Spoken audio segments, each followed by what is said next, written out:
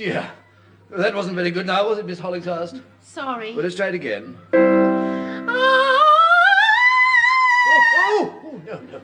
No. Again, please. This time, get it right.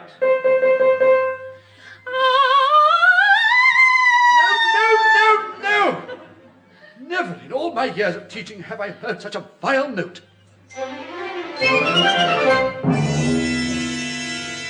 That was an excerpt from The Cruel Sea.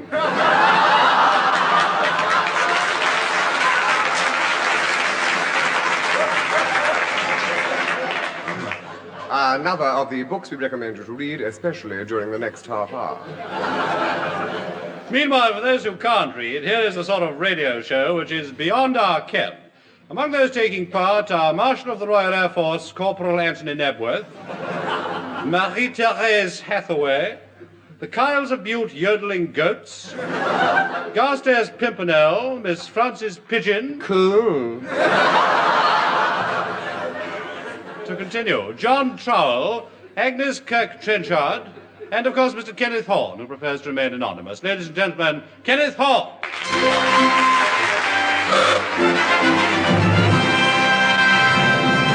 Hello, good evening. Welcome to Beyond Our Ken, a show that really has listeners on the edge of their seats and has earned the title of radio's most uncomfortable half hour. Well, now, as usual, I've had a busy week. On Monday, I decided to play golf, and I was in the changing room at the club, putting on the first pair of socks I could find. Chap came up to me and said, "Congratulations." And I said, "What for?" And he said, "Hole in one." Wednesday, I was going to market raisin, but I found out there wasn't much of a market for raisins. So instead, I visited my aunt in East Finchley. As you go down Brisket Avenue, it's the 11th house. And when she first moved there, she didn't know what to call it. The Larches, Maurepas, Cosy Cottage. And finally, she had a brainwave. She called it number 11 Brisket Avenue. When I got there, she offered me tea and fairy cakes, and I suggested that they weren't real fairy cakes, but she insisted they were because she'd found them at the bottom of the garden. Anyhow, I really went down to my aunt's house because she's got 5 stories, and 4 of them are filthy.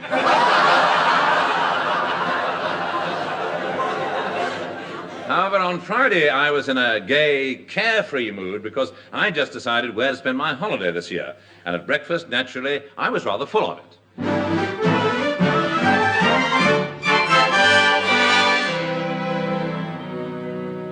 Granada, Granada, Granada, Granada, Granada.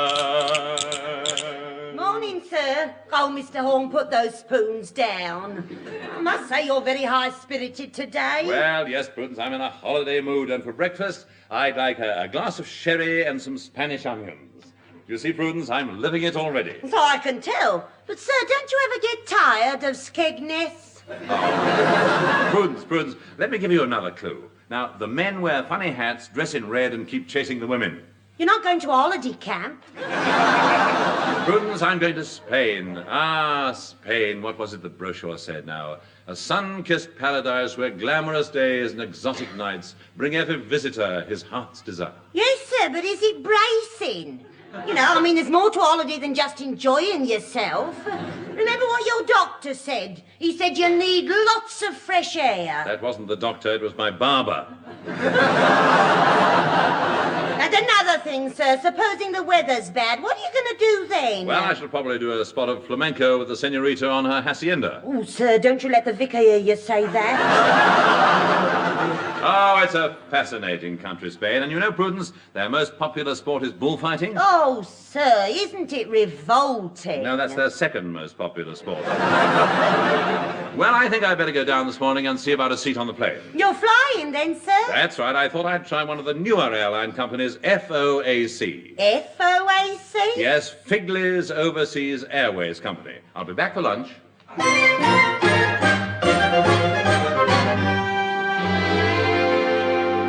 Good morning, FOAC at your service. Oh, hello, Mr. Horne. I'll be with you in a minute. This gentleman was first. Right. What can I do for you, sir? Look here, I'm interested in a round-the-world trip. Can you help me? Oh, yes. We specialise in flights of that nature. Here's one of our popular tours. Around the world with nothing on. Yes. Take off at 11.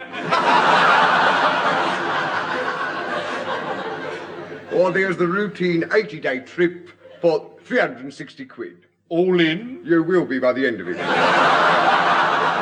Now me to give you the details. Now, we kick off at our air terminal in East Finchley, where you board the FOAC bus, and in a little less than 6 hours later, you're at the airport. And there, a gleaming giant awaits you. A Viscount? No, he's only a baronet, but he's a good lad. Yes, he takes your luggage. Matter of fact, it's all part of the service. Once you hand it in your baggage, you don't see it again. Ever. Yes. Still before long, you're winging your way across the world, and its first stop, Gatwick.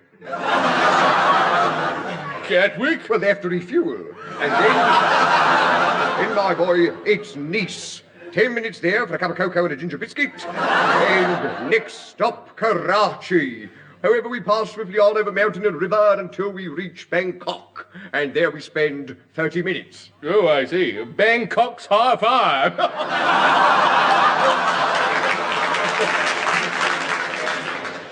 Highly whimsical, yeah. Then it's on to Australia, stopping at Perth and Sydney. Don't you ever touch Adelaide? No, hello, they missed one there.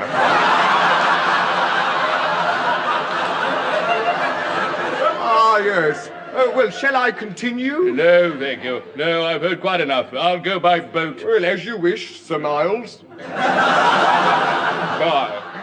Now then, who's next? Well, I think I am. Oh, of course, Mr. Horne. You thinking of leaving the country? That's right, Figley, yes. As a matter of fact, I'm thinking of flying to Spain. Well, you come to the right place. The motto of FOAC is, by day, anywhere in the world. Well, only by day? Oh, yes, we're not a fly-by-night firm, you know.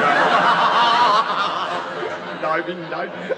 And one thing you can depend on, FOAC only employs the most experienced balloonists. Balloons? You can scoff, Mr. Horne. Thank you. Yes, but I'll have you know, one of our balloons broke the sound barrier the other day. Did it? Yes. Flew out of our hands while we were blowing it up. Yes, it did. Flew right up.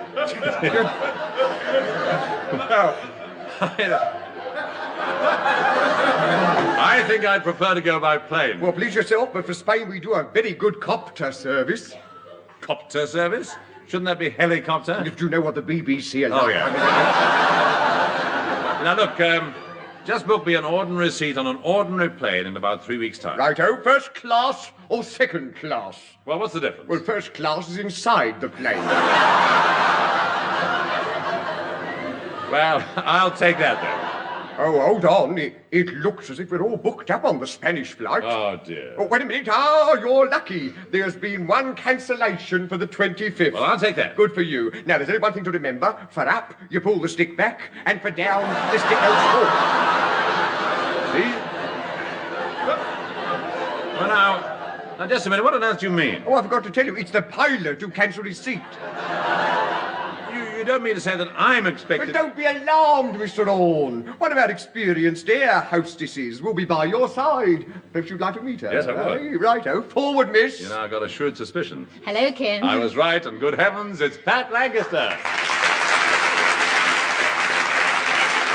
So, you're an air hostess this week, Pat. Yes, I suppose it's because I'm always up in the air about something. Well, so long as it's not because you're rather flighty. Now, fasten your seatbelt, Figley, and sing, Pat.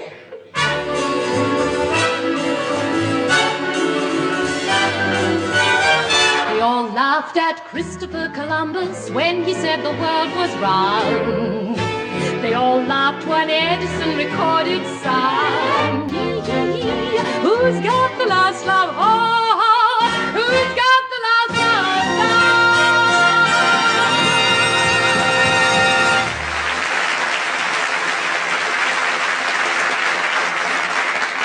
Jolly nice, Pat. Thank you. Oh, by the way, Ken, what are you doing here? Well, I've been fixing up my holiday. I'm going to Spain. Oh, how lovely. Yes, I can hardly wait. I keep thinking about it all the time. In fact, as they say on any show just before the dream sequence, I can picture it all now.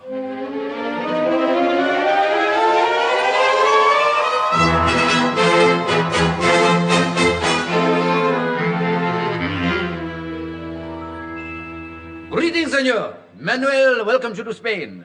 Have an orange. Oh, thank you. Very civil of you.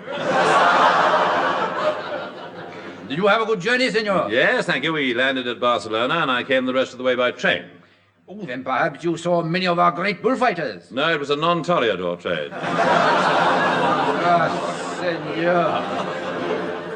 You must be rather tired. No, it's that joke that's rather tired. Oh, then how about a drink? Come into the bar. Now, senor, you just try this drink. It is the bullfighter special. Oh, well, cheers. Bullfighter special, whatever is it? Beef extract. Ah, here comes Senor Pedro, one of our Spanish dancers.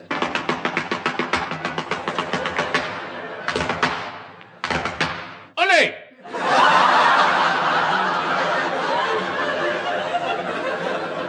Senor Pedro, that was jolly good. Gracias, senor. Any requests? Yes, just stamp out my cigarette, would you? Certainly, senor.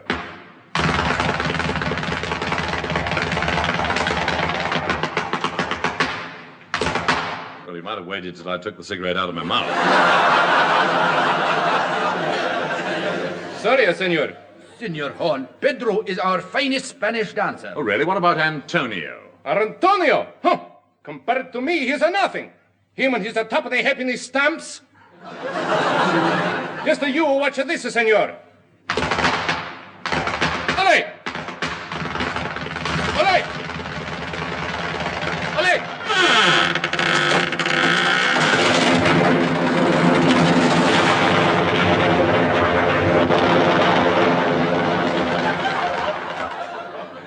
Caramba! Where's Pedro gone? I think he went through an ole in the floor.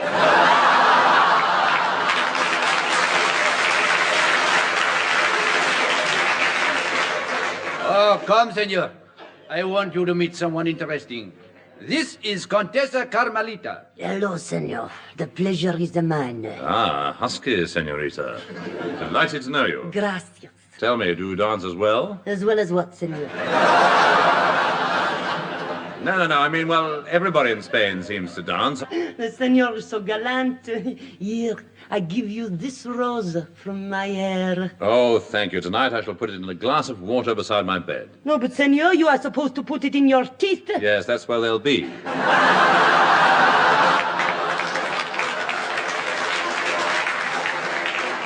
Adios, senor. See you tomorrow at the Bull Ring.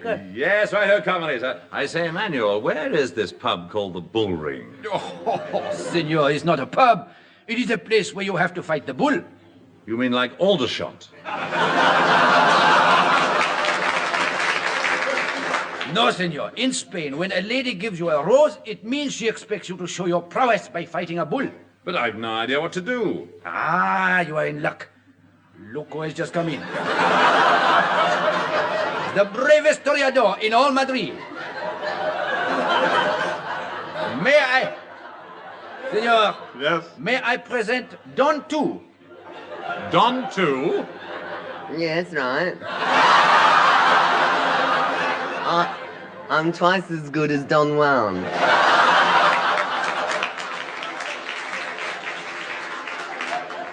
Well, Don Tu, I hear you got a bull today. Yes, I was lucky, really. I was aiming for double top. Well done. Thank you very much. No. Look, I need your help. Now, can you tell me something about bullfighting? Of course I can. My most unusual experience was when the bull had me cornered once. I was pinned right up against the side of the arena, and just when I thought my last hour had come, the bull spoke to me. Spoke to you? Yeah, and you know what he said? No, what? He said, I'm not boring you, am I? Yeah.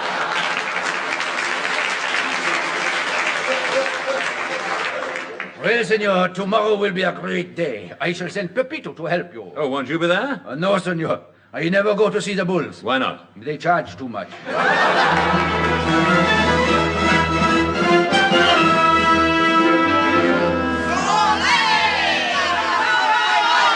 Well, senor, is an idiot time. Senor, this is no time to play the castanets. Those are my knees knocking. Oh, well, good luck, senor. Off you go. Remember, the bull has got Senor Horne by the braces. He's twirling him round his head. Now he drops him to the ground and... Oh, he's sitting on him. Senor Horne, are you all right? It's all right, Pepito. I was born under Taurus the bull. And now the bull is getting up. He's gone right to the end of the arena. He turns and makes his final charge. Senor, your sword! It is on the ground! Oh, so it is. I'd better just bend down and look.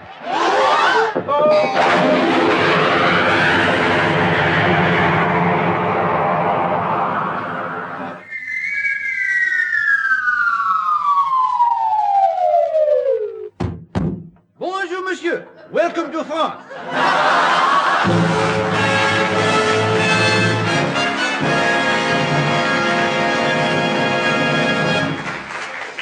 Well, I think I'll go to Scarborough this year. And if I do, I'm almost sure to run into my very good friends, the Fraser Hayes Four.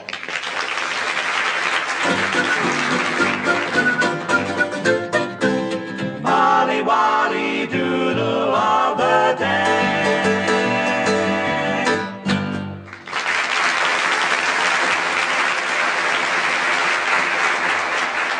And so to the Kenneth Horne documentary feature, Hornorama.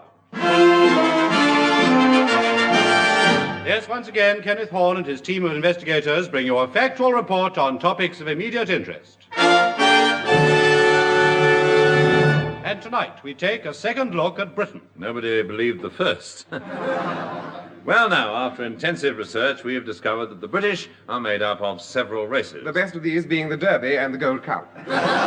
Yes, unlike the Scandinavians, for instance, who come from one stock only, the British are not a pure breed, as any Sunday newspaper will bear witness. The Scots, on the other hand, come from one strain. This strain can clearly be seen on their faces when paying out money. And then there's the Irish. Sure, a little bit of heaven fell from out the sky one day. When it landed, all the Irish went to live there. And to this day, it's known as Liverpool.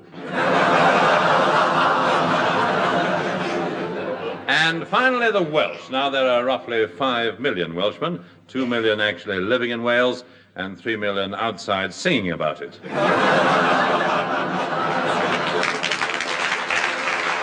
And there you have the union of people who go to make up the British. Yes, the British, a race of free men, as we shall now prove. Now, you, sir, are you a free man? Yes. And what are you? An escaped convict.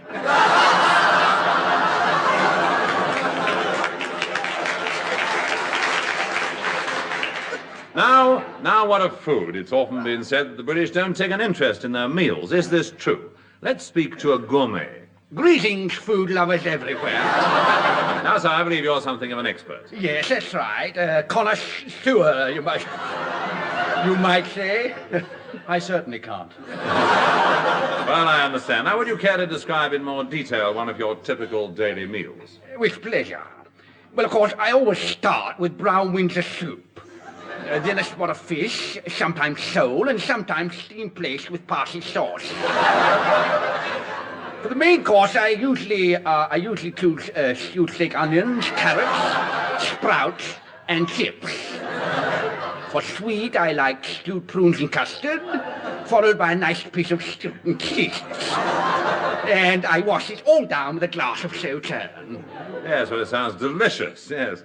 You mean to say you have a meal like that every day? Oh, yes. I do enjoy a good breakfast. Well, now, let's have a brief glimpse at the activities of the British in various fields. Stop it, George. The farmer's coming. Thank you. For example, industry. One of Britain's key industries is coal, and here we'd like to pay tribute to those heroes of the coalface, the miners. Hello, Rodney. Hello, Charles. Hold on, I must just finish this. There. Absolutely perfect. You're the best coal cutter we've got. Now, you really think so? I wish the others did. They're always giving me black looks. Oh. Just imagining it. Well, Rodders, what do you think of my new trousers? Oh, it's too bad. It's the right colour for you. Walnut brown. Yes, I call them my nutty slacks.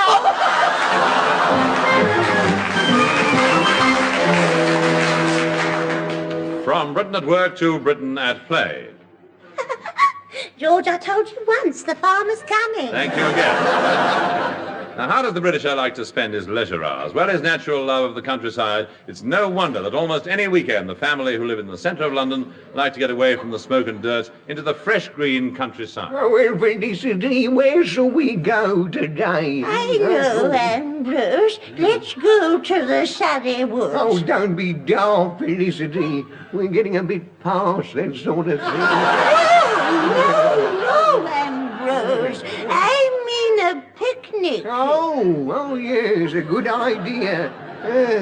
You pack a hamper and I'll get the car out. All right. Sunny Woods, here we come.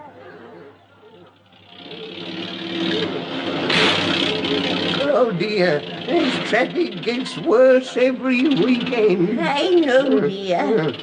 Ambrose, do you realize we've been on the road now for 6 hours and I'm getting hungry? All right, darling, we'll stop and have a bit of lunch here. Oh, look, Ambrose, there's a nice open space over there. Yes, That'll do. all right, but Felicity... Yes, You Ambrose. think they'll mind us having a picnic in Trafalgar Square?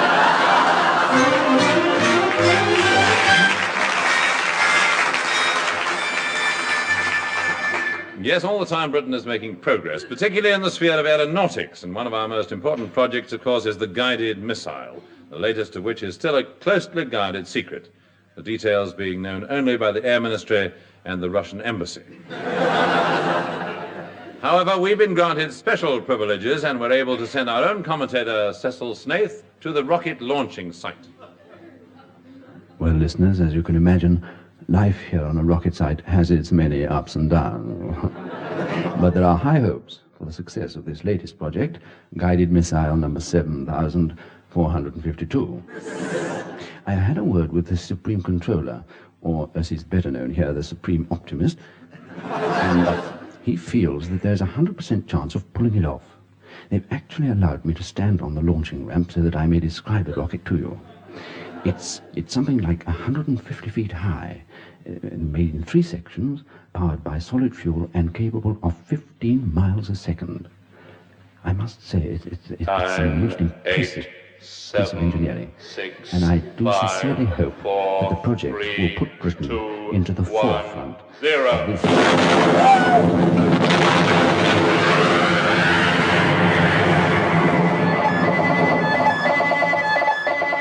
And this is Cecil Snaith in orbit, returning you to the studio.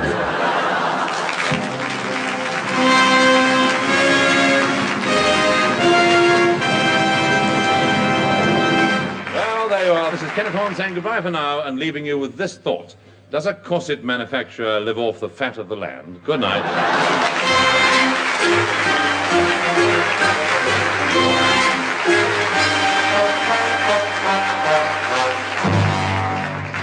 You have either been listening to or have just missed Beyond Our Ken, a sort of recorded radio show which gave employment to Kenneth Horne and also to Kenneth Williams, Hugh Paddick, Betty Marsden, Bill Pertwee, Patricia Lancaster, the Fraser Hayes Four, and the BBC Revue Orchestra conducted by Paul Fennelly. The script, believe it or not, was written, and letters of complaint should be sent to Eric Merriman and Barry Took. However, the onus must inevitably fall on our producer, Jakes Brown.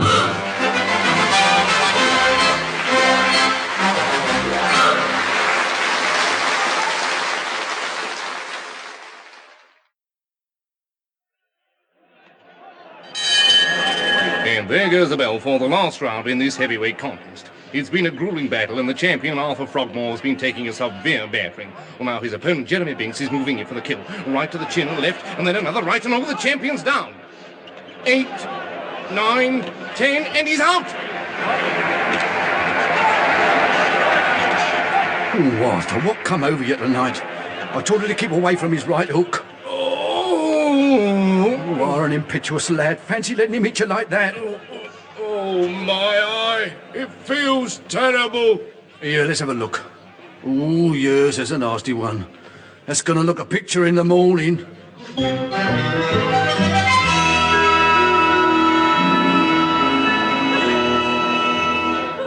That was an excerpt from Black Beauty. Another of the books we recommend you to read, especially during the next half hour. Meanwhile, for those who can't read, here is a sort of radio show which is beyond our ken. Among those taking part are Mr. Gordon Dipshaft, Larksley Podmore and his spinning plates, Jakes Green, Hubert Kirkwood, Lady Beatrice Banana Peel. Oh, I bet you could slip up with her. To continue, Wagon Master John Simmons, Duke Islington, and of course Mr. Kenneth Horne, who prefers to remain anonymous. Ladies and gentlemen, Kenneth Horne.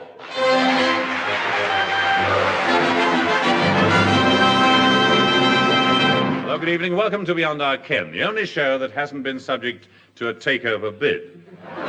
Well, now, I've had my usual exciting week. On Monday, I went to a glass-blowing contest in Carshalton.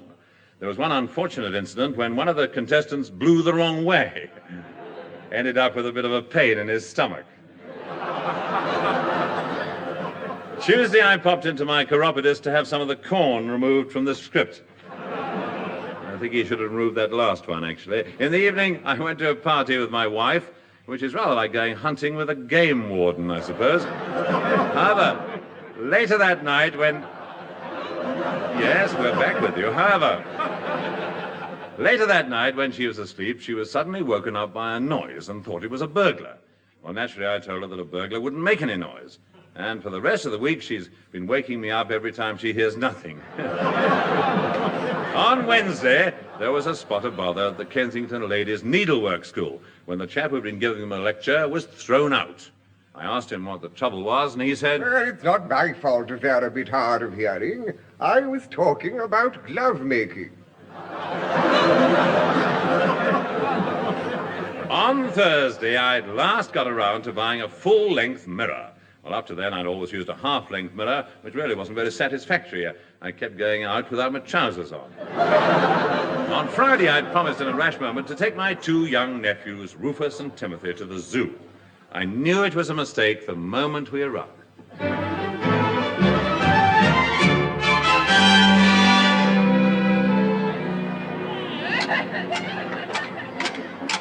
Morning, sir. Welcome to the Zoological Gardens. How many? 1 2/2, please. 2 hours. That one there looks a bit overage. How old are you, son? I'm only 11. 11, eh? You look much older than that to me. Well, can I help it if I worry? Full price for him. The other one's all right. He looks small enough. Yes, he's the lesser of the two evils. Here you are, sir. Now, how about a nice catalogue? Tells you everything about the animals. It's a sort of who's zoo. Half a crown. Oh, let's have one, Uncle Kenny. Smashing picture of a baboon on the front. That is the director of the gardens. Come on, let's go in. Just a moment, sir. I ought to warn you not to let them two boys stand too near the cages. Some of our animals is highly sensitive. Well, don't worry, I'll keep an eye on them. Well, now, boys, what shall we do first? Let's go to the parrot house and chat a couple of birds. No, I don't think we'd better. I'll go. Oh, come on, Uncle Kenny. They know ever so many vicar stories. Oh, do they? Oh, well, come on, then. Good morning, good morning. This way to the parrot house. The bowlers, the bowlers. Oh, thank you, madam. In here, is it? Yes, that's right, that's right. Am I right in assuming you're in charge of the parrot house? Yes, I am, yes, I am. Yes, and what's your name? Miss Amy McCaw, how'd you do, how'd you do? Very well, thank you. And do you train these birds? Oh, yes, like a cup of tea. Only put the kettle on. Well, I'm afraid I haven't time. All right, all right. Here, aren't you Kenneth Horne, Kenneth Horne? Yes, that's right, but I wouldn't like it to get around. Don't worry, don't worry. I never repeat anything. I never repeat anything. I never... No, I'm sure you don't. No. Now, oh, dear. Now, where have those boys gone? Oh, there they are. Yeah, well, what are you two up to? Nothing, Uncle Ken. You're just teaching this parrot to say... All right, come on. There's lots more to see.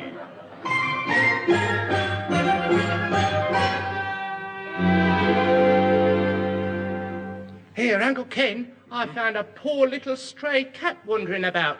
Come here, pussy. Oh, good gracious, it's a lion, the most ferocious man-eating creature in the jungle. Boys, take him back this minute. No, we found him his ass. Here, do you think Mum would mind us taking him home? Of course not. She likes pets. Keeper, come here quickly. Good morning, sir. Trust you're enjoying your visit.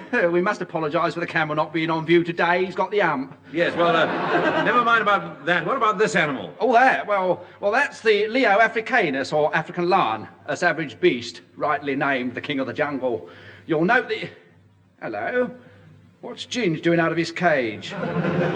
This is all highly irregular. His day out is Saturday. You don't mean to say the lions are allowed out? Oh, yes, they have their day off like the rest of us. Most of them like to pop along to one of them radio shows. Oh, they do like a good laugh. Roar their heads off. Of course, Ginge is a bit different. He likes the more meaty type of programme more. Something he can get his teeth into. Yes.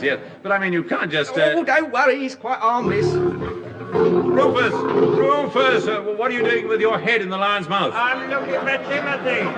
Oh, no. Quickly, Keeper, do something. Right, step aside. Leave this to me. Ginge, open your mouth a bit wider. Hello? You've been eating peppermints. Nothing here. You don't need to be there, sir. Uncle Kenny! Oh, where are you, Timothy? Up here, Uncle Ken. I've got a smashing view. Come down from that giraffe at once. Oh, all right, Keeper. Everything's all right. Good. Well, come along, Ginge. Ginge, put that lady down. How many times have I told you not to eat between meals? Now then, boys, I don't want any more shots. Look, Uncle Kenneth, crocodile. What? Where? Look, that lady's handbag. Oh, Rufus, now come on, the pair of you. Let's go somewhere quieter. In here, the aviary. Oh, look, Uncle Kenneth, there's a nice bird. It's the Lancastrius patricus. No, oh, good heavens, it's Pat Lancaster.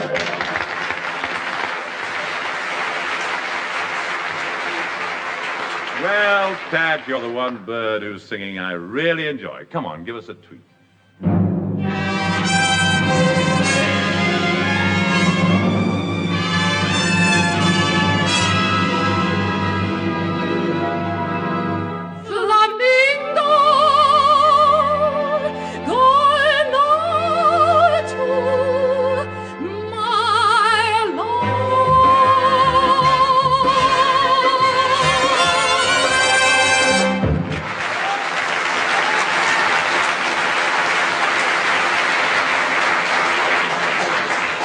Jolly nice, Pat. Thank you, Kenneth. Well, excuse me, I must fly.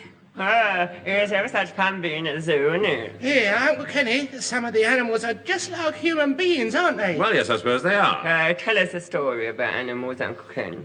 What, you mean, just make up a story on the spur of the moment? Yeah, like you do when you come home late. Rufus! All right, now, be quiet, boys, and listen. Well, now, children, animals are like us in lots of ways. And although we never hear them, they do talk to each other. And sometimes at night, when the zoo is closed, they all get together for a party.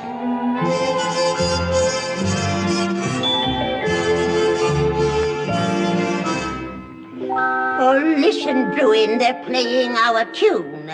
Shall we dance? No, I don't feel like it. Oh, Bruin, it's no good acting like a bear with a sore head. But I am a bear with a sore head. Didn't you see that horrible child this afternoon? He threw a rock cake at me. I thought he was rather sweet. I could have hugged him. Yes, so could I. Come on, forget it. Let's have a dance. I am not a dancing bear. Well, slip some clothes on then.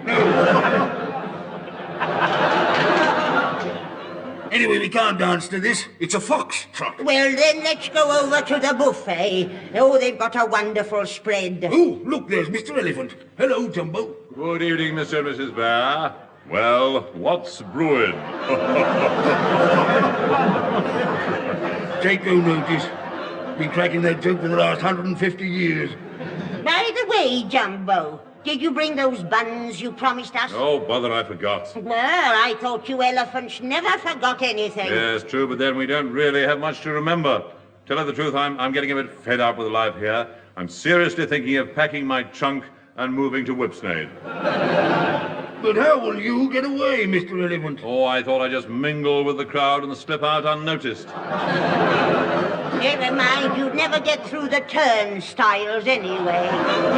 Where's the family tonight? Well, the children are up the other end somewhere playing bookends. And my daughter is over there talking to that young Philip Penguin. Oh, Philip, do you really think I've lost weight? Well, of course you have. You look much slimmer. You must have lost at least 500 pounds. Thank you.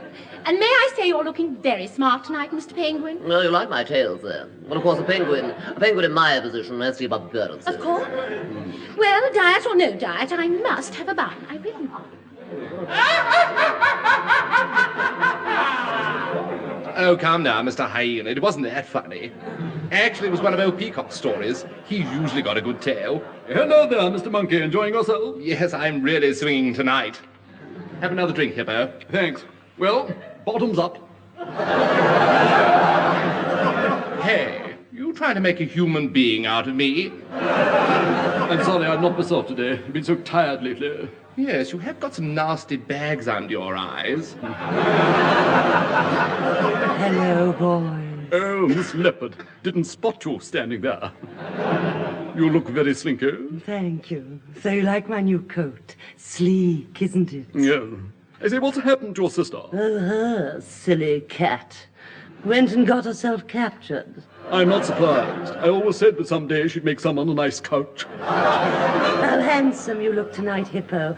I like someone with a strong chin. Why don't you slip over to my cage later? I'm sure we'd make a perfect purr. It's more than I dare do. My name would be Mud. Hello there, you two. Look out, it's Elephant. Oh, he's always putting his nose in where it's not wanted. You slip away, I'll wallow on later. Hello, Hippo. Seen anything of Mr. Yak? No, I'm afraid I haven't, Jumbo. I hope he's all right. Yes, never mind him. Yak's all right. Oh, excuse me. Excuse me, I must have a word with Mr. Stagg. Oh, hello, Stagg. Oh, hello, Jumbo. Hello, Stagg. How are you? Oh, I feel awful. I'm got a shocking headache. Oh, why? Well, look for yourself. Everyone keeps hanging their hats on my head. Jolly good party, isn't it? Oh, wait till I throw my party. Strictly Stag, of course. Of course, yeah. Boys. Yes. By the way, how are your aunts? Oh, those two old dears. Well... a bit upset, actually. I just had some bad news. Oh. Do tell, I'm all ears. Well, it's all about their niece and that young roebuck. What have they done? They anteloped. I would like them to do the washing up after this party tonight. No, would I, but it's all right. The buffalo and bison have volunteered to do it. Oh, I see they're washing up bisons. I expect so. Oh, you two young'uns. Oh, it's the old croc himself. Hello, Mr. Crocodile. Just popped over for a jaw. You got head start, haven't you? Yeah, I say, can I ask you something? Well, what is it? Are those your own teeth? Of course they are. Yeah, don't snap at us. Take your partners for the Oranga Tango! Oh, let's go.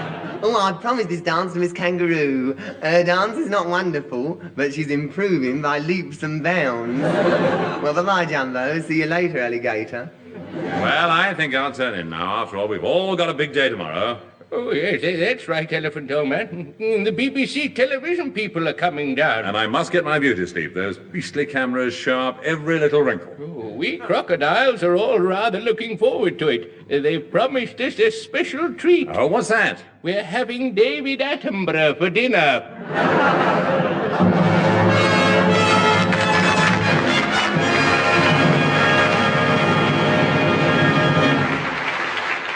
Well, so much for those behind bars. Now we turn to some people who are generally bars behind, which is just a rather nice way of introducing my good friends, the Fraser Hayes Four.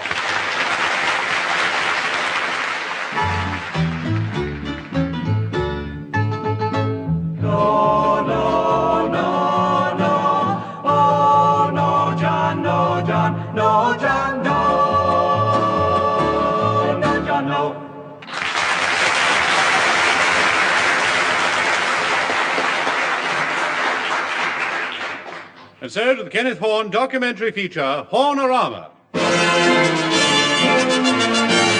Yes, once again, Kenneth Horne and his team of investigators bring you a factual report on topics of immediate interest. And tonight we present a close-up on holidays. Are they a change and a rest? Or does the porter get the change and the hotel the rest?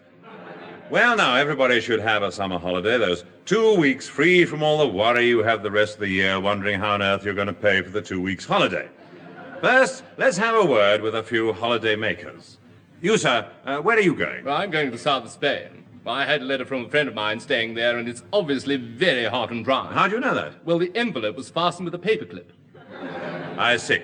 Well, now, about you, madam. Well, we're having a caravan holiday, you see. Find a nice little spot on the downs somewhere and spend our fortnight there. That would be a nice change for you. No, not really. We're gypsies. And now here's another gentleman.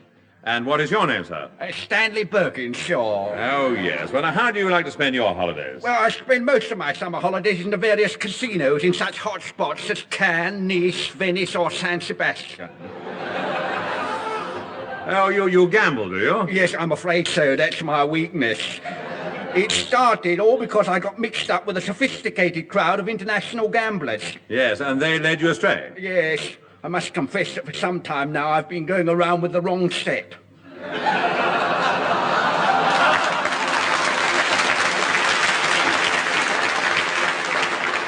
Well, I might have guessed, mightn't I? However, for a final word on the subject of holidays, I took a microphone down to the beach at Brighton and had a word with a typical holidaymaker. Excuse me, sir, would you mind telling us your name? What? Don't give the old game away.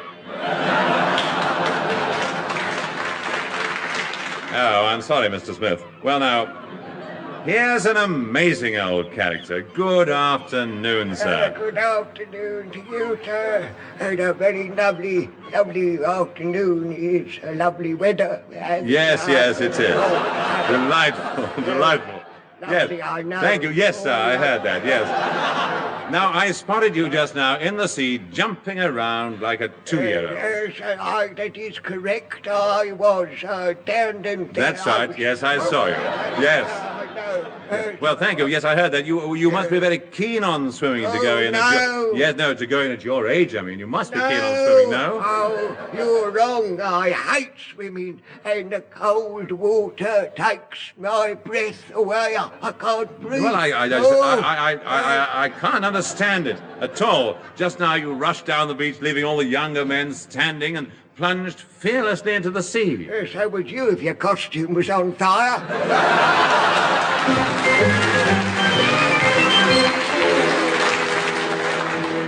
Holidays. Now, what do the British really like to do? Well, one of the things men most enjoy is mucking about in boats. It is true that boats have a fatal fascination for the Britisher, particularly our commentator, Cecil Snaith, who is himself enjoying a week's holiday in Scotland. Over to Cecil Snaith. Well, listeners, I rowed out to the middle of this beautiful stretch of water, and at the moment I'm lying back drinking in the beauty of this magnificent scenery. The sun is shining brilliantly, and yet it's pleasantly cool here on the water. I must say the calm and serenity of the loch has helped me to forget some of the calamitous events that I've been asked to cover in the past few weeks. Yes, it's wonderful to relax at last, knowing that nothing can happen here. Let me describe for you some of...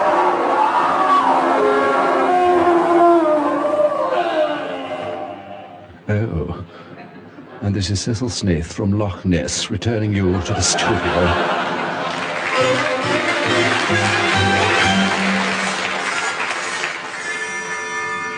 So it's true, then. Well, now, One of the aspects of going on holiday that none of us relish is the packing, those hours of indecision and argument before the holiday can begin. Yeah, Bert, have you got room in your case for me potted plant? Cool, lummy, Ada, what do we have to take that for? Well, there's no one here to water it. Just leave it outside the front door. If we're going away, it's bound to pour with rain. Well, that's the lot then. Yeah, wait a minute. What about the kettle? I've packed it. In fact, I've packed everything. No, I'm sure we've forgotten something. I know. What about my 2 cocktail dresses? They're in, Aid. I bunged them in the kettle. Oh, good. Now let's go over everything again to make sure. Oh, look, Aid, we've been 6 hours packing. We've got 4 big suitcases, a trunk, your hat box, 2 plastic holdalls and a string bag. And I've had it. All right, Bert. Still, it's worth it, dear. After all, we don't often get a day at the sea.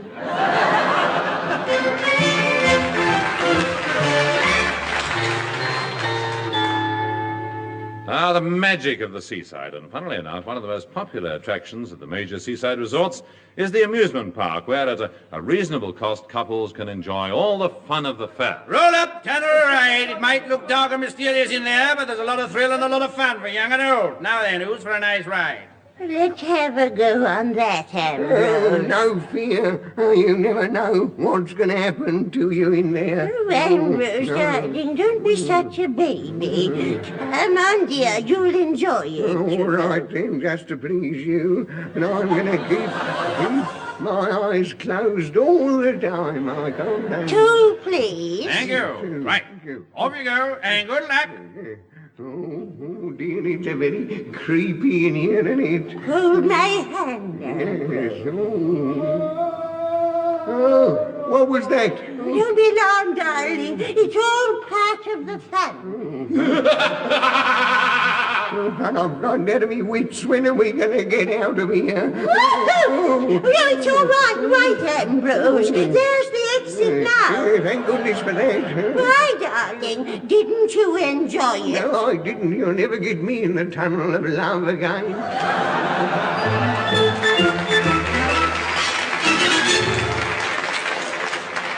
And finally, let us not forget those who have to work to ensure these carefree holidays for us all. On all our beaches, bathers can rely on the watchful eye of those familiar, sturdy, bronze figures, the lifeguards. Hello, Rodney. Hello, Charles. My word, you're Brian. Oh, just like a piece of mahogany. I know. It's this new silicone polish. Oh. That's cheating. Look at me, it's genuine suntan. Yes, Rodders, but stripes. Well, I'm standing in front of a Venetian blind. Still, it's certainly an eye-catching effect, and it goes so well with your sharkskin bathing cap. Yes, everyone comments on it. I say the beach seems pretty quiet now. Come on, Roddy. Let's get in for a quick dip. Good idea. Oh, wait a minute. I've forgotten something. A fine lifeguard you are. What have you forgotten? My water wing.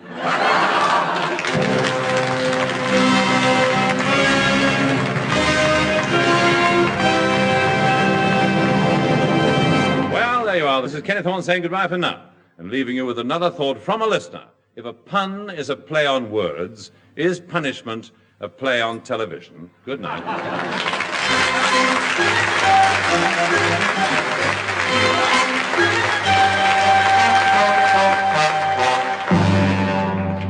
You have either been listening to or have just missed Beyond Our Ken, a sort of recorded radio show which gave employment to Kenneth Horne and also to Kenneth Williams, Hugh Paddick, Betty Marsden, Bill Pertwee, Patricia Lancaster, the Fraser Hayes Four, and the BBC Variety Orchestra conducted by Paul Fennelly.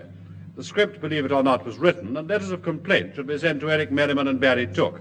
However, the onus must inevitably fall on our producer, Jakes Brown.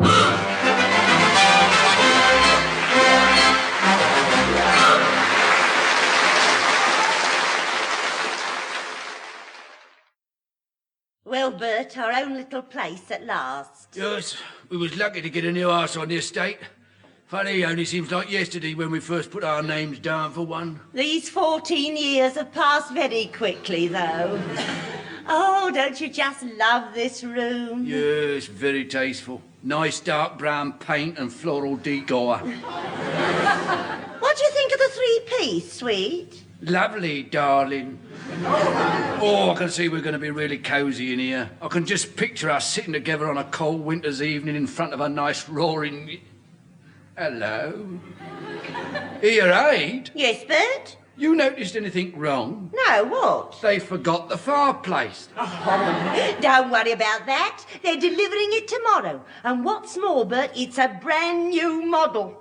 Yes, it is, you know, the very latest thing. Is it? Yes. Well, I can hardly wait to see this wonderful new fireplace.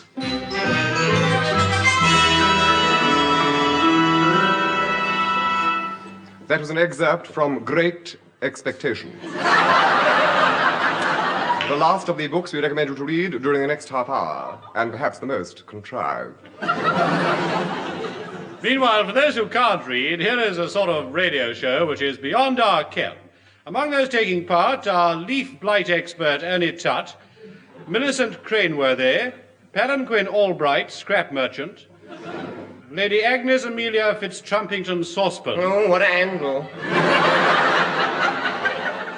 To continue, Ram Golightly, the singing strings of the tennis racket manufacturers, Carlton Scroop, and of course Mr. Kenneth Horne, who prefers to remain anonymous. Ladies and gentlemen, Kenneth Horne.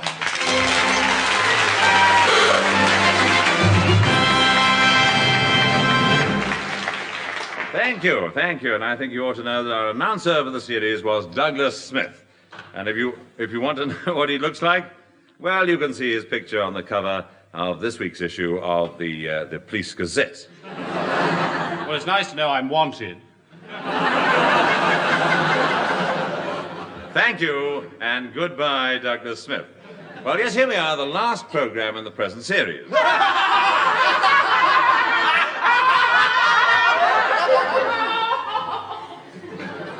Yes, thank you. Well, I'm not laughing. I've seen the script. Actually, I really ought to say something about our two scriptwriters, but I'm afraid I'm at a loss for words. How about degenerate? Deplorable, decadent, Revolting, nauseating, pitiable. repulsive, insufferable, odious. And old. Oh, come now, it's not fair. They're not old. Well, I feel we should also pay tribute here to the Variety Orchestra. I know I've said some rather unkind things about them, so I'd like to make amends now and give them a little present. It's something I know they haven't got. A tuning fork. Well, now, a much neglected member of our team is the sound effects man. Really efficient chap who opens a lot of doors for us. So give a thought every time you hear this. Every time you hear this. I can't, it's stuck. Well, fire a gun then. I forgot to bring it. Oh, never mind. Now, what was I saying? Oh, it's a really efficient... well, yes. Now, let's turn to our musical advisor, Eddie Braden, who not only has been responsible for some very nice arrangements, also made some very excellent records, the best of which was From Here to the Pub in 10 Seconds Flat. I would also like to... Yes? I've got the gun now. Oh, good. Well, give it to me, will you?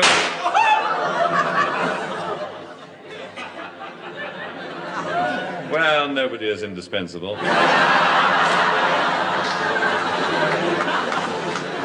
Well, naturally, when a show like this is on the air, it prompts a lot of letters, so let's examine our correspondence more closely and take a look at the Beyond Our Ken postbag.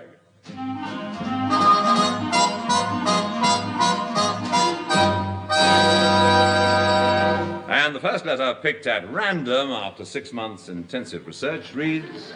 Dear Kenneth Horne, I always listen to your show, and one of the things I really enjoy is your list of names at the beginning. They always give me a good laugh, and honestly, I don't know how you think up such funny names. Yours truly, Mrs. Begonia Gratchely Hopkirk. Oh. Well, here's another one, all the way from Scotland. Dear Mr. Horne, I'm just writing to say that if the standard of your show does not improve, I won't bother to go next door and listen. That's signed Angus McTrusserpress. I must introduce him to Begonia Gratchely Hopkirk one day. It'll be rather fun. Now, here's another letter which comes from Mr. Herbert Peasmore. Dear Kenneth Horne, this morning on the way to work, the chain come off my bike, and I come a pearler on the tarmac. At lunchtime, I discovered to my horror that I had inadvertently misnamed my sandwiches. It was cottage cheese day, too. In the afternoon, my fountain pen developed a leak and left ink all over my drip-dry braces. Coming home on the bus in the evening, you'll remember that my bicycle's out of commission, a big fat man trod right on my foot, scarring my Italian brogues and bruising my big toe. I'm sitting at home now and have just heard your show. Have you ever had one of those days when nothing seems to go right?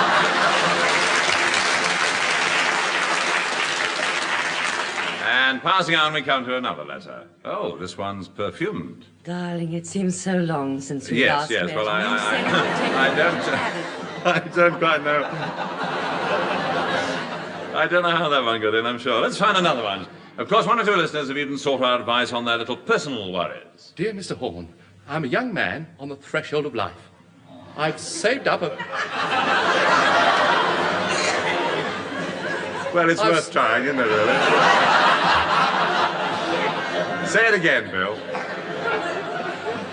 Dear Mr. Horne, I'm a young man on the threshold of life. I've saved up a fair sum of money, but I'm not sure whether to get married or open up a garage. What do you suggest? Well, I should open up a garage. You can always back out of that. Dear Mr. Horne, I have a problem. I blush very easily. Every time I sit down to think I blush, what should I do? Think about something else. Who's next?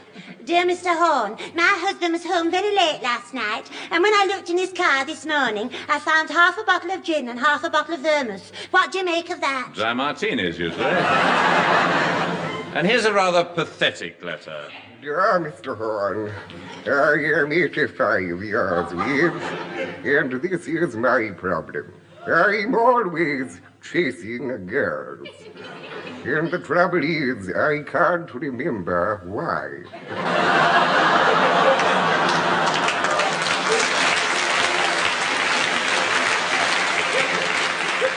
Well, that brings us to the end of our postbag. And Just a minute, Ken. There's something I've been trying to find out about Kenneth Williams. What is it? That's what I've been trying to find out. Now then, okay. Yes. We decided to give you something. Something we know you'll appreciate. Oh, it's very kind of you. What is it? Well, it's Good heavens, it's Pat Lancaster. Hello, Ken. Hello, Pat. Is this true, really? No, the boys were pulling your leg. Oh, no. But as this is the last show, I'd like to do my song especially for you. Well, what's it called? Thou swell, thou witty, thou swell, thou witty, thou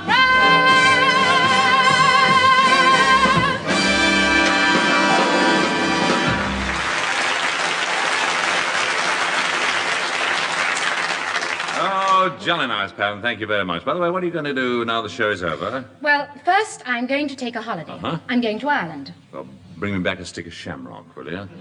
And watch out for the leprechauns. Oh, Ken, you don't believe in them, do you? Well, I didn't, but then I saw a film called Seamus O'Toole and the Wee Folk. Shall I tell you about it? All right. Well, I'm glad you said that. Well, it's all about the little village of Ballynuisance. It was a typical Irish village of post office, a general store, and 18 pubs. Our story starts in one of them.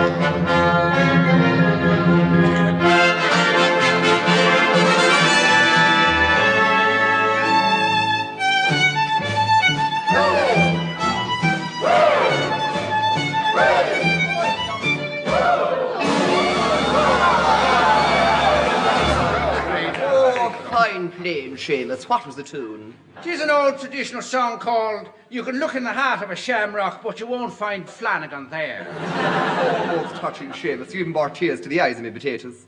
Sure, and you deserve a pat on the back. Oh, Pat, get off me back. Now then, Pat, tell us one of your little poems. All right. There was a young woman of Ealing. There's quite enough of that, Peter. Sure, he's always coming up with them terrible poems. Well, what to expect? He's a Limerick man. Seamus. Listen, you tell us one of your stories about the little people. Now, well, wait a minute now. I can't tell you a story on an empty glass. What'll you have? Scotch. You traitor. Give him a glass of stout. Well, now, if you wants to see the little people, go up to the top of the mountain at night, and when the moon breaks through the clouds, you can see them. Oh, that's all moonshine. 'Tis not, I'm telling you. The wee folk live at the bottom of the big well. There they spend their time drinking and talking and laughing, and never a stroke of work to do. Don't tell me they've been nationalised. The last time I was there, I met the king of the leprechauns himself, King O'Fred. What does he look like? Well, what with his red hair, his yellow waistcoat and his green shoes, he looks just like a traffic light.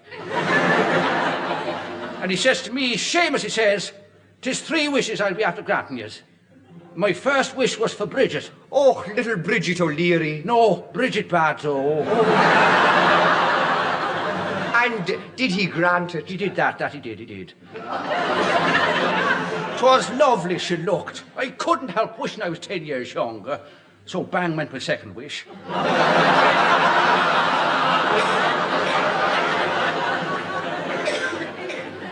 What was your third wish? 'Twas for the crock of gold. And then the king tricked me into a 4th wish. Ah, that means you lose the other 3. It does that. You see, I wished for the same all over again. Oh, then it was your own fault. 'Twas. But what can you expect? I'm a Dublin man.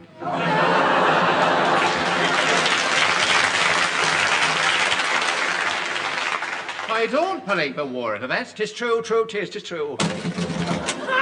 Father, come quickly. Something terrible's happened. Well, what is it, Kathleen? It's the Lord of the Manor, Lord Sean Horne of Ballynuisance. He's brought in a new man to look after the estate. Father, we've been thrown out of our own home. Oh, don't worry, you pretty little head. I'll talk him out of it. Come, I'll take you home again, Kathleen.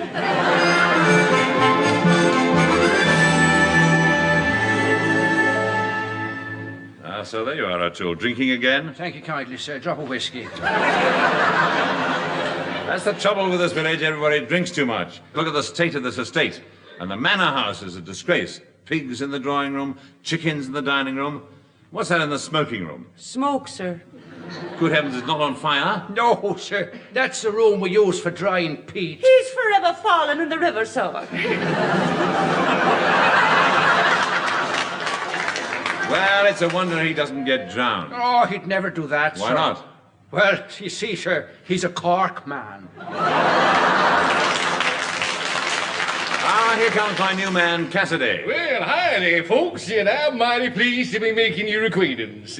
I calculate as how I'm going to be real happy riding herd on this little old ranch. And what kind of Irishman is that? I thought you said your name was Cassidy. It is. Hop along, Cassidy. All right, Cassidy. Now, first thing I want to do is to find the poacher. So I think we're going to have eggs for tea. And then you better find the chap who's stealing the cattle. Ooh, you're bothered by rustlers, huh? What do you know about this old-timer? Who, me? Nothing. Nothing, of course. Nothing at all. Nothing. Are you sure you don't rustle? No, only when I wear taffeta.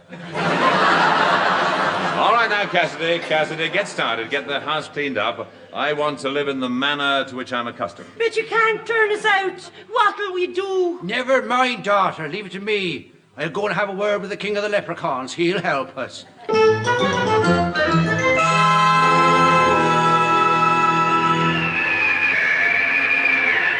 King O'Fred! King O'Fred! Where are yous? Here I am, O'Reilly.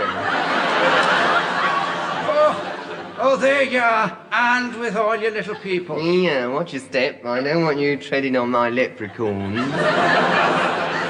Yeah, I see you brought your fiddle. Come on, give us a tune. Give us a bit of that sham rock and roll. All right. But first you must grant me my 3 wishes, and no tricks this time. Well, all right, I won't mess about. What are your wishes? Well, first, I wish I had my old job back. Granted. Secondly, I wish my daughter would marry that lord of the manor. Granted. And my 3rd wish is a wish for all of us. Well, what is it? I wish to goodness we could find a way to end this sketch.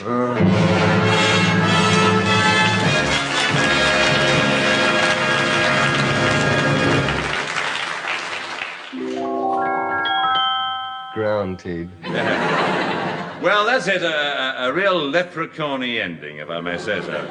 And now, four little people who we've never actually seen, but we do believe in the fine singing and playing of the Fraser Hayes Four.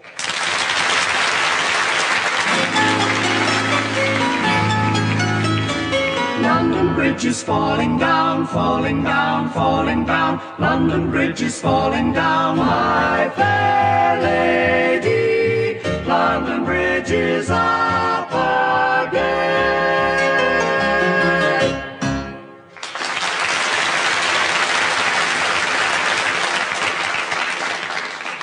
And so to the Kenneth Horne documentary feature, Hornorama. Yes, once again, Kenneth Horne and his team of investigators bring you a factual report on topics of immediate interest. And tonight we present a close-up on the film industry. Is the cinema winning the race to attract young couples? Or is it just neck and neck? Here is a very famous star of yesteryear. We're very glad to have you with us, sir. It's a pleasure. Stanley Birkinshaw, isn't it? That is so, yes, but I was, of course, known on the silver screen as Stanley Birkentino. The great lover? Yes, that was me. Perhaps you'll remember some of my classic successes.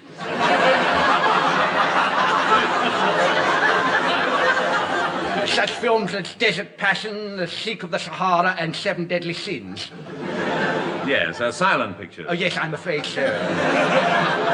When the sound came in, they said I wasn't suitable. Why was that? Well, search me. It's always been something of a mystery to me. Still, I expect you made a lot of money and are now a rich man. Alas, no, I'm penniless. It's my own silly fault. Oh, you lost your money? Why? Well, I was always splatting it about.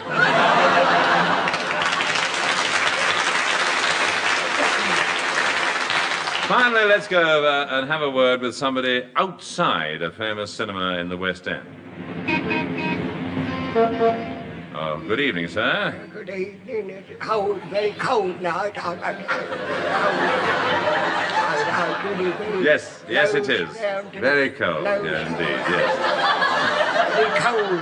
Well, now, would you like to tell us about yourself? Yes, certainly. I've been standing outside the cinema in Leicester Square for something like 35 years. 35 years? Yes, 35. 35. Good gracious.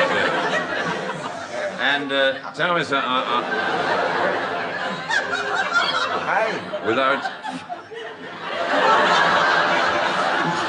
without interrupting you in any way, you are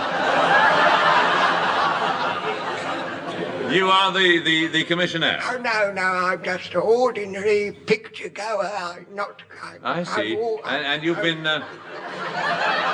waiting outside the cinema for 35 years. Yes. Why? Nobody will take me in.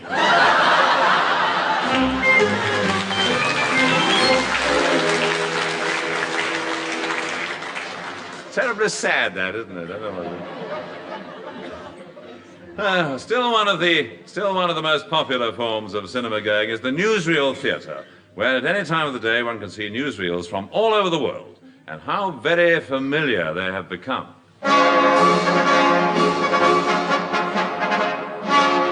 This is the Fino Barbiton News. Jim Haggerty reporting. A freak storm hit Chicago early Saturday. Thick snow brought traffic to a standstill. Mayor Riley said in all his years of administration, the city had never experienced such a blizzard since August last year.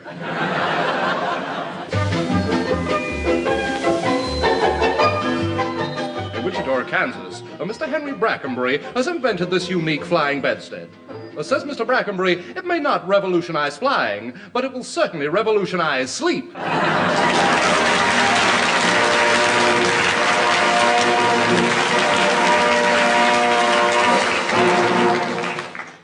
Let us now turn to the cinemas themselves. All the time, improvements are being made to increase the enjoyment of the patrons. And so we sent Cecil Snaith to investigate at one of the new luxury cinemas.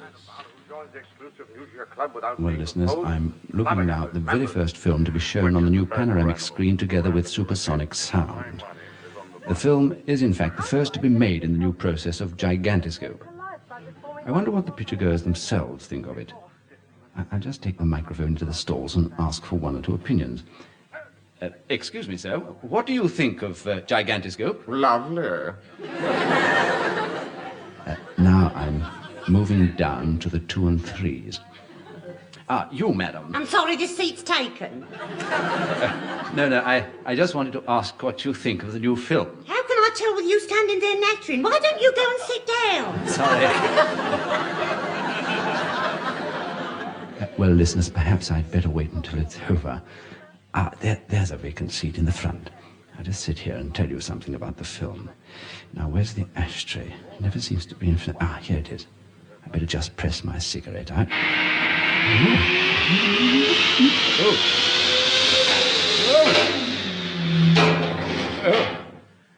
And this is Cecil Snaith at the organ of the Granville Tooting, returning here to the studio.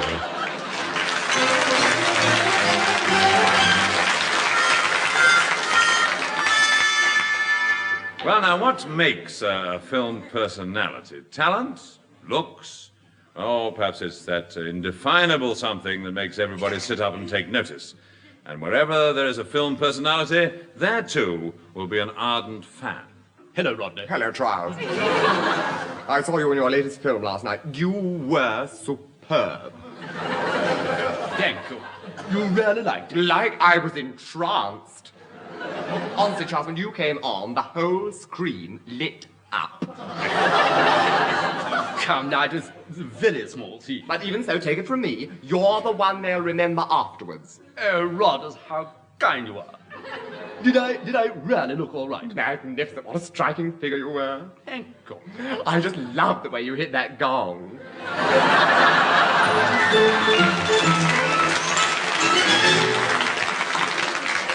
Finally, let us pay tribute to those ever faithful stalwarts of the film world, the regular picturegoers, those couples who manage to get such enjoyment from a visit to their local cinema. I'm very, very crazily in love. Yes, Felicity. Pass us another tomato salad. Greetings, and you finished the sausage roll already? I'm sorry. I'm only halfway through me pig's trotter. There's no more sandwiches left. You have a hard-boiled egg. No, Ambrose, not yet. I'm saving it to have with my banana. Oh, I'm ready for me second cup of tea. Where's the thermos? No, wait a minute, Ambrose, dear. Quiet now. There's the ice cream girl. Miss, 2 bags of popcorn, 2 packets of salty nuts. And I never double ice cream. Here, one of crisp, sweetheart. Crisp. Look over there, Ambrose. That young couple. Oh, yes. Kissing and cuddling. It's a disgrace. Yes, it is, Ambrose. I sometimes wonder what people come to the cinema for.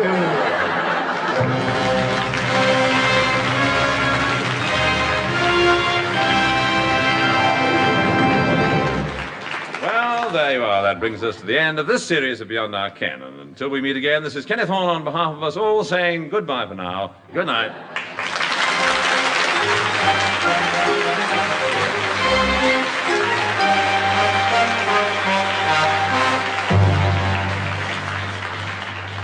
You have either been listening to What I've Just Missed... Smith, just a moment. I thought I fired you earlier on. Yes, well, I've got a contract, you know. I see.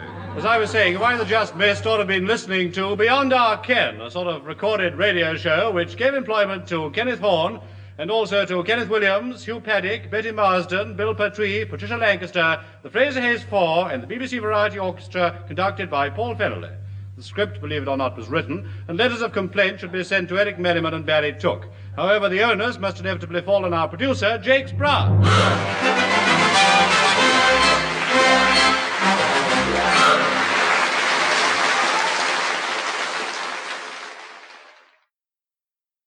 Ladies and gentlemen, tonight the BBC takes a random dip into its seasonal bram tub and comes up with... Oh, look what we've got. A Beyond Our Ken musical extravaganza. Oh, well, you can't be lucky every time. Beyond Our Ken proudly presents Island Treasure, breathtaking spectacle in glorious Horner color.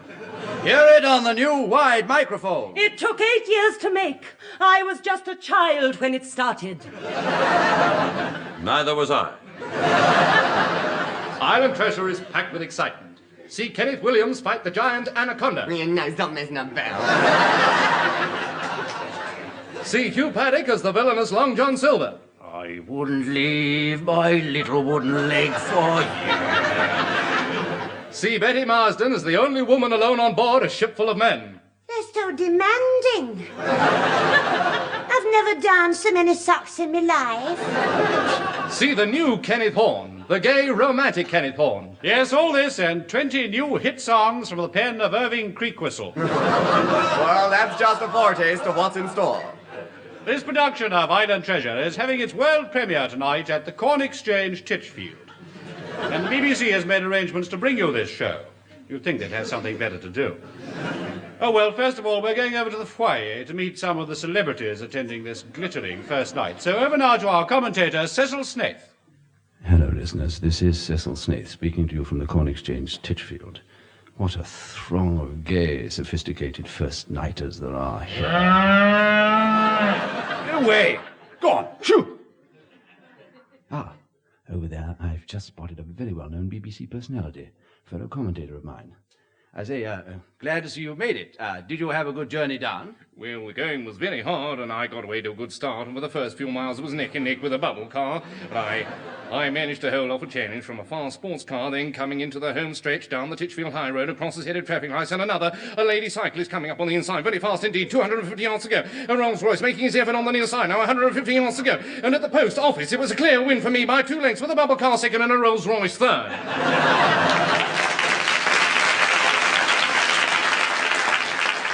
Well done, and nice to see you again, Audrey Russell. And here's a regular first-nighter. Good evening. Good evening. Well, now, what do you think this show will be like? Heaven knows I shan't bother to watch the wretched thing. I'll be in the bar, boy. I might pop in for half an hour or so for a nap, but that's all. Oh, well, then why did you come in the first place? I have to, old boy. I'm a dramatic critic.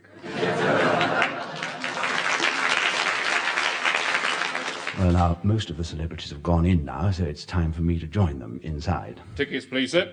Don't be silly. I don't need a ticket. You do to get in here. No one gets in without a ticket. But I'm from the BBC. That's your problem. I'm afraid you couldn't get in here if you were Cecil Snaith himself. But I am Cecil Snaith. Well, there you are, sir. I've just told you. You can't get in. But you don't understand. The BBC are broadcasting this show. All right, then I'll compromise. Your microphone can go in, but you can't. But how shall I know what's going on? Well, if I were you, I'd listen to it on the wireless. Oh, no, I say, now look here, my man. You'd better hurry, too.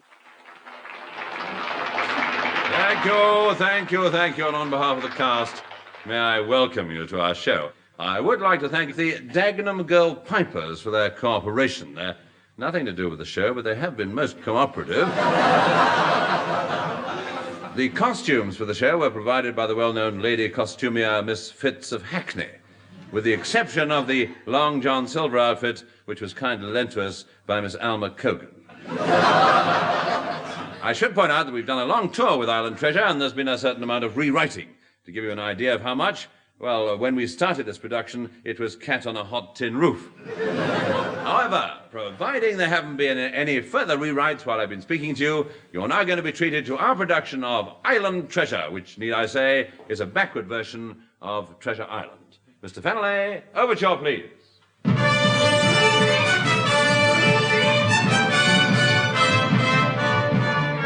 Treasure Island, where the gold was left by Captain Flint. If we get that stuff, then sure enough, we will never ever more be skint. Treasure Island, we shall find it, never mind the risk. And we hereby state that a piece of eight is our favorite desert island disc. Oh, we're sailing off into the blue with a right crowd of Charlies as crew. When we slide, we'll give a joyous cry. We'll be there on that fabulous island, Treasure Island,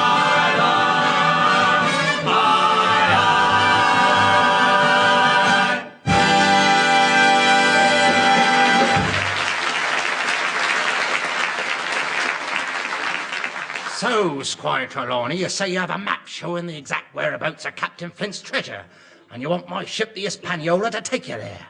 Show me, is that the plot? Well, yes, you've outlined it very well.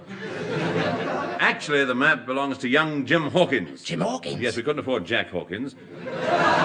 Jim's coming along as cabin boy. What about his education? I'll take care of that. I'll be a sort of gym teacher. Oh, he's a good lad. Keen to learn about the sea. I left him practicing dropping the anchor. Ow! Whoa! Whoa! Cool. Oh, I wonder who he's dropped it on this time. Jim, come here a minute. Come in, Squire. Ooh, hello, Captain. What a nice ship you've got. I've just been up at the front. The front? Bow, boy, bow. Well, why should I? I won't get any applause. Here, I've been trying to get off with that lady who's sitting in the front of the ship. Oh, Jim, that's the figurehead. It's made of wood. Oh, no wonder she wasn't very talkative. I thought she was just playing hard to get. Well, Hawkins, what have you been doing on board? Oh, nothing much. I just popped into the poop, had a peep, and popped out again. Well, Squire, I've got a sign on the crew. All right, over here, line up. Name? Cutthroat Fred, first mate. Bloodthirsty Sam, second mate. Murderous Albert, third mate. Gladys Rumbold, everybody's mate. Oh, very able-bodied, I must say. A woman? We can't have a woman on a treasure cruise. I thought it was a pleasure cruise. It probably will be. I say she can't go on board. I forbid it. Gladys, now, nip off and disguise yourself as a man. Then you can sign on as Bloodthirsty Gladys Rumbold. Next. Evil George. Next. Chipati Clapham. Next. Good heavens, it's Pat Lancaster.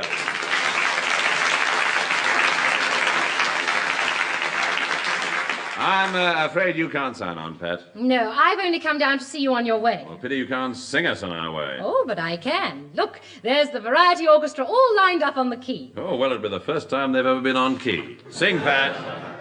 I've always found it easy to say no to some over-anxious Joe.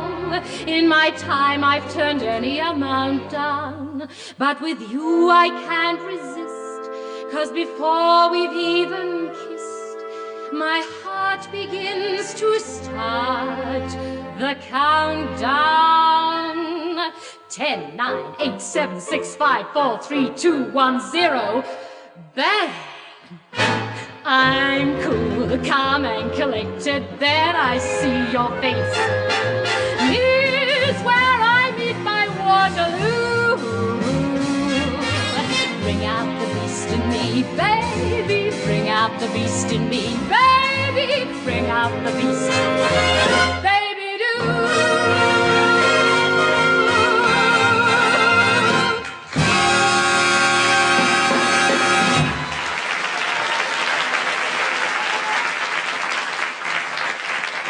Jolly nice, Pat. Ah, well, back in character.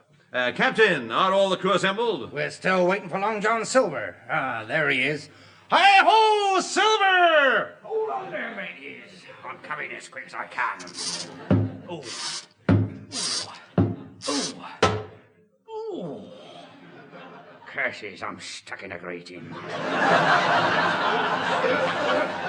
Give us a leg up, young'un. All right, yeah. Thank you, matey. Don't he be afraid of poor old Long John. I'd be just a harmless, bloodthirsty cutthroat. Well, come along, man. You're keeping us waiting. Oh, sorry I'm late, matey. I've been hopping in Kent.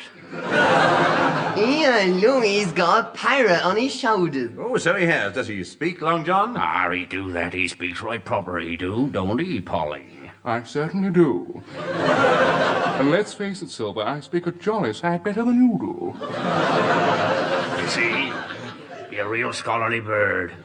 I wanted him to have an education I never had. He went to a public school, you know. Eden? Not recently, no. That's a very old joke. I happen to be a very old bird. Well, now, Long John, you're to be our cook, then. I am that. I hope your ship be well stocked with beef. Yes, it is. Good. Then I'll be a happy man. I'll get below with the two things I like most in the world. Boiled beef and parrot. Boiled beef and parrot. Well, Jim, come on. We'd better get aboard. Oh, look, the sails are opening. Good. We may be able to pick up a couple of cheap laughs.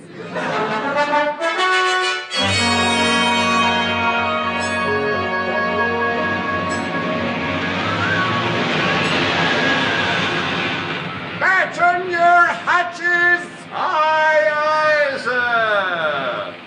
Loosen your mainstays! Aye, aye, sir!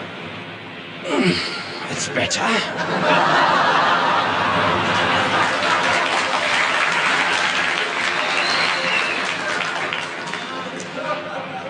Trelawney, I don't like it. Well, neither do I. I'm afraid it was the only record the BBC had. Never mind. Well, Captain, we've been at sea for 3 weeks now. I must say the crew seem to be settling down well. I wouldn't be too sure. I don't trust that Long John Silver. There's something evil brewing. Yes, he calls it shepherd's pie. I don't mean that. It's the men. There's something going on. Everywhere I look, there are strange little groups of them, whispering, plotting. Just look at those two bloodthirsty specimens on the upper deck. Yes, I wonder what they're saying. Hello, Rodney. Hello, Charles. I say, do you like my get-up? Most colourful, Rodney. I love your accessories. 2 cutlasses, 3 knives, a brace of pistols, and a marvelous spike. Yes, I'm really dressed to kill. And I say, what do you think of my tit-for? It knocks mine into a cocked hat. Oh, I don't know. The silk scarf and earrings are very becoming. Yes, but everyone on board's wearing them. Most disconcerting. If I'd known, I just wouldn't have come on this cruise. Still, after all, the food's not bad. No, I suppose the cook does his best, but let's face it, Rodders, this Long John Silver is no bon vivant. I must say, one gets a little tired of salt beef every day. Are you going in for the new competition? Guess the height of the mast. Certainly not, Rod. Whole thing's rigged. Anyway, we're supposed to be cleaning the deck this morning, and the first mate said to be sure to clean underneath the cannon. No, I don't feel like it. Come on, let's scrub round it. Come on, you two lazy lubbers. Jump to it or you're going to taste to the rope's end. Oh, that'll make a change from salt beef. You see, Trelawney, their insolence is growing. I tell you, there's something very peculiar going on board this ship. Another thing, there's one of the crew that keeps going into the powder room. Well, what's so unusual about that? With a handbag. Look, there he goes again. Oh, it's all right, Captain. I'll deal with this. She must have got on board, all right. Psst, I say, hello, Gladys. What did he call me, Squire? Oh, sorry. I thought it was somebody else. Were you looking for me, Squire? Oh, there you are. All right, Gladys, you can take off your eye patch and beard now. Very good disguise, don't you think? Yes, but I don't think you should have worn a dress. What's the meaning of this? I thought I said no women aboard. All right, Captain, I'll take the responsibility of Miss Rumbold. She can help with the navigation. I'm sure she'd be willing to show us our longitude. Of course. And I hope a certain amount of latitude, too. Come, Gladys, join me in a drink. Here's my cabin. Now then, what about a spot of rum? Rum? Oh, no, I never drink that stuff. You know what they say? You can't get a man with a rum. Oh, don't you believe it? Rum for 2 and 2 for rum. Well, I'm your pal. And I'm your chum. 'Cause having rum is so much fun together. It's lovely snogging when you've got a noggin.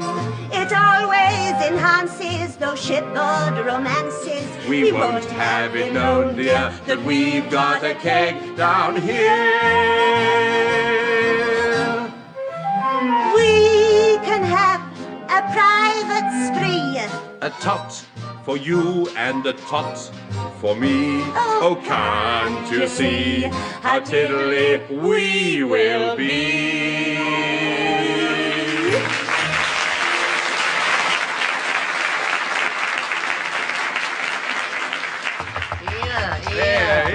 Come in. Oh, you're in. Good. Yeah. Yes? I overheard everything. Oh, well, look, here's a doubloon. You keep quiet. No, I wasn't listening outside this door. I've been inside a barrel of apples. Good heavens, why? I was just polishing off a few pippins. But guess what I heard?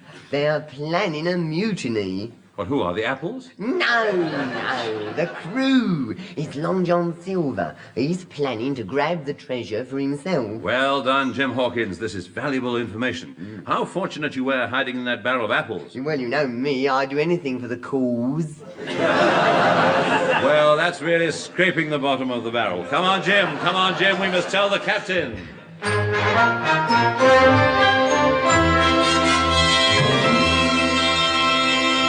So you see, Captain, that's how it is. Now you know the whole story. Well, I didn't hear all of it because of that blasted music link.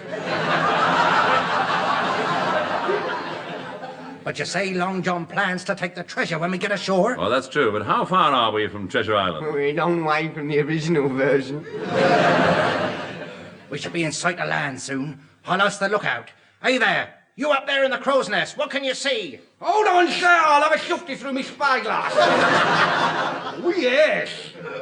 I spy with my little eye something beginning with S. It's a sailing ship steering a course south by south-southeast. She's a schooner, judging by the set of her sails. Oh, yes, she is. I can distinctly see her name. It's the SS Hispaniola. Oh, that's us, you fool. Oh, yes, so it is. I'm sorry. Oh, sorry, I got my spyglass upside down.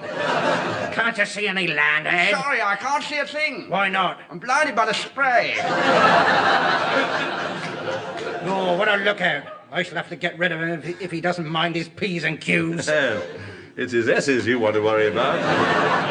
Shh, listen. There's murmurings coming from the forecastle. Oh, it's only some of the men singing? What are they singing? It sounds like the folks that live on the hill.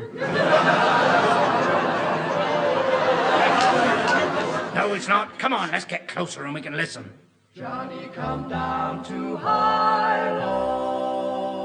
Shiver my timbers, it's the Fraser Hayes Four. I haven't seen the like since I was born, when an old sea captain with his sea boots on said, Johnny, come down to High-Low. Poor old man, oh wake her, oh shake her, oh wake that girl with the blue dress on when Johnny comes down to High-Low. Poor old man, oh wake her, oh shake her, oh wake that girl with the blue dress on when Johnny comes down to High-Low. Poor old man.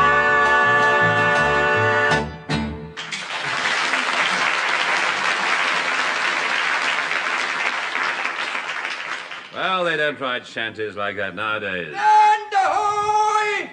Land ahoy! How close are we to land?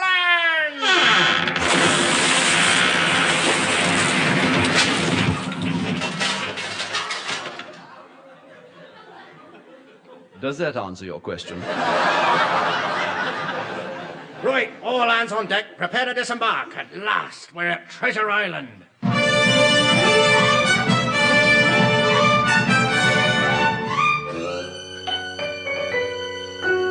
Jim Hawkins, come here a minute, matey. Why is it, Long John? Where be Squire Trelawney and that Miss Rumbold? They've gone off to explore the island. Likely story.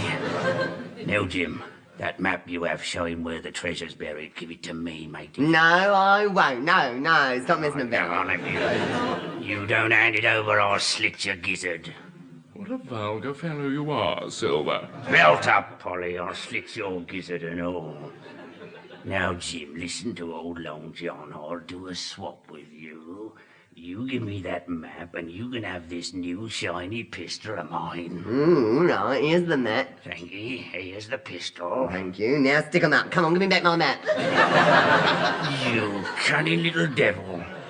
Oh, here's your map back. Now, give me back my pistol. That's it. Stick 'em up. Now, hand over the map. Only if you give me my pistol. All right, here it is. Oh dear, here we go again.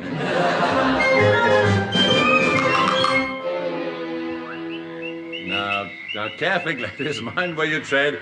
This is a dangerous stretch of swamp. Now, carefully, carefully. That's it. Now, steady. Right. You can put me down now.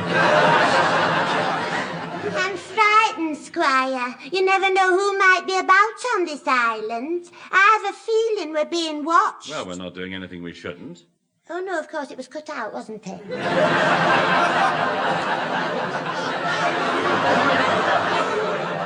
Anyway, I doubt if there's anyone living on this island. Don't you be too sure. What was that, Gladys? I said, don't you be too sure. Oh, good gracious. Look, behind you, a dirty old man. Oh, hello, Jakes Brown. I haven't...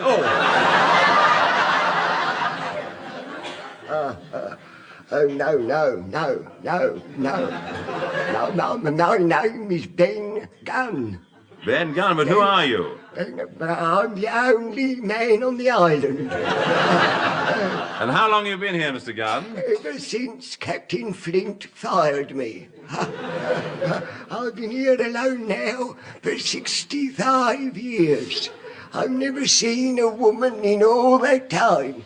I don't even remember what one looks like. Well, I'm one. Well, I haven't missed much, have I? Did you say you were with Captain Flint? Yes, I was one of his lighter men. Well, we have a map showing Flint's buried treasure. No, it's no good. I've moved it. I'm the only one who knows where it is. Well, would you be prepared to lead us to the treasure, Ben Gunn? I will if I get a share of it. Oh, of course. All right, Gladys. Have Gunn will travel. One more thing, mister. You take me back to England with you. I left home 65 years ago. Well, then you must be anxious to get back. Yes, I've a funny feeling I left the gas on. Come then, follow me.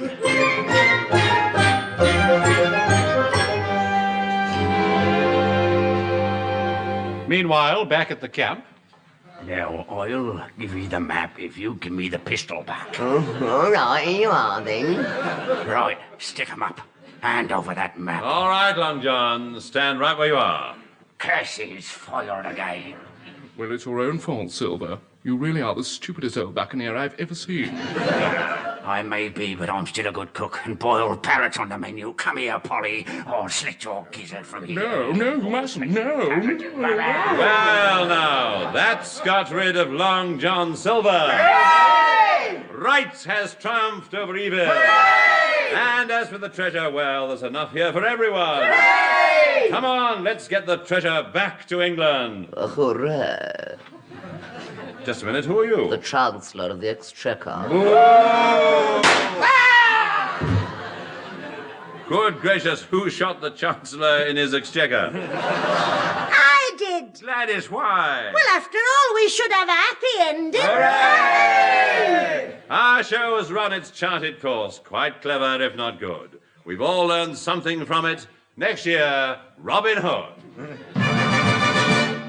Treasure Island, where we found the elderly Ben Gunn. Now the pirates is on our home as we sail into the setting sun.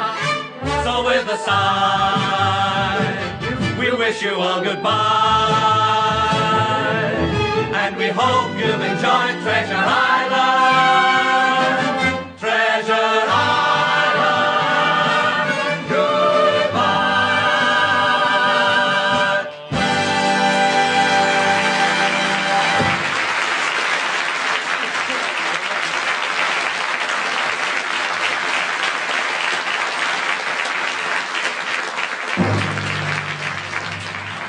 You have either been listening to What Have Just Missed, Beyond Our Ken's seasonal offering, Island Treasure. The various parts were played by a versatile cast, including Kenneth Williams, Hugh Paddick, Betty Marsden, Bill Pertwee, and Kenneth Horne. Patricia Lancaster, the Fraser Hayes Four, and the BBC Variety Orchestra, conducted by Paul Feneley, provided a welcome relief from the script, which was, of course, written by those two pirates, Eric Merriman and Barry Took. Your announcer was Douglas Smith, and the whole ghastly business was produced by bloodthirsty Jakes Brown.